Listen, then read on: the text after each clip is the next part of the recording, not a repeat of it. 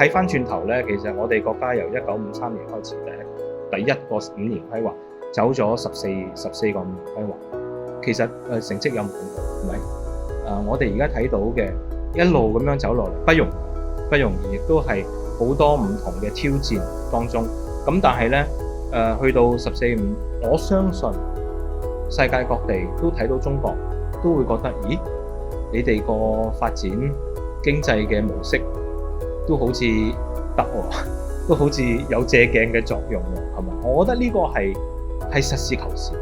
確實而家地緣政治各方面咁複雜嘅情況底下，唔同嘅地方，尤其是發展中國家，都喺度睇，喂，我哋自己都要發展，其實我哋要行咩路呢？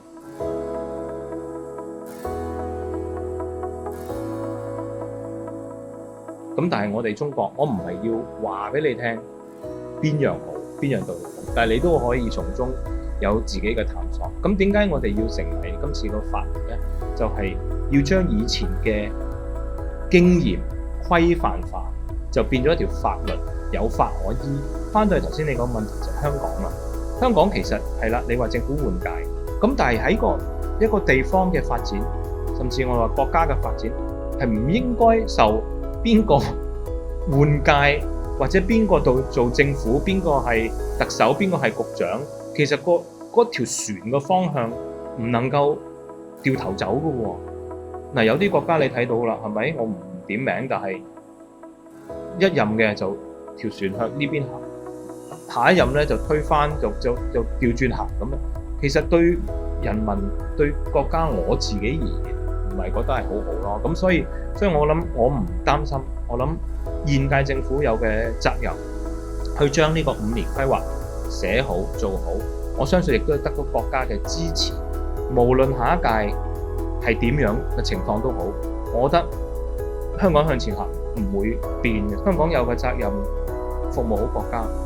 第一個原則就係因地制宜，唔係純粹話呢個就係15規劃，國家15規劃抄翻出嚟就擺翻一套喺我哋嗰度啊，濃縮版唔能夠咁嘅，因為我哋唔係乜嘢都叻，我哋亦都唔係乜嘢都做到，咁所以真係要抽到我哋要優勢，所以啲咩因地制宜，按照我哋嘅優勢發揮本地優勢。嗱，呢個背後我覺得亦都有一個理念上嘅改變，呢個亦都係唔容易嘅。我自己嘅淺見啦，以前就一個概念就係政府嘅角色係咩啊？我哋最緊要就係公平，一齊去，唔好話偏幫邊個行業咁樣。咁但係而家因地制宜，我哋揾優勢，我諗恐怕真係我哋都要去睇一睇，為我哋嘅現有資源裏邊，我哋嘅公共資源或者我哋啲土地資源，我哋真係要瞄準一啲嘅行業，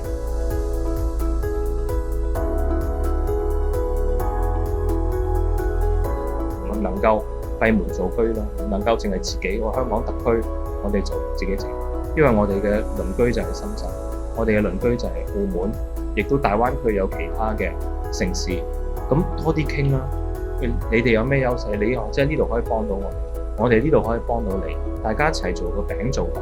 行業都係咁樣先係一個區域性嘅一個發展嘅藍圖。因為國家嘅5年規劃其實佢係整體去睇，佢整體去睇嘅。如果你分拆晒自己做自己咧，其實就做唔到所謂一個餅做大。過去1-2年咧，就 AI 嘅發展咧，都同業界有一啲深度嘅討論。好膚淺而言咧，我覺得係都幾兩極嘅，兩邊嘅。有業界就非常抗拒，亦都係可能要話係都害怕啦，去取代。咁呢個係完全理解呢個。亦都有業界係話：喂，呢個可能係一個好時機喎，我哋可以將我哋嘅演出有更多層次嘅演繹喎，更多同觀眾互動嘅機會。我哋可以多啲去探討。所以有係抗拒，亦都有擁抱。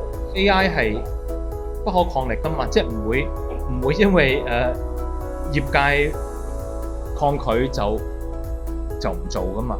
呢個係大勢所趨，我哋只能夠做嘅係準備自己。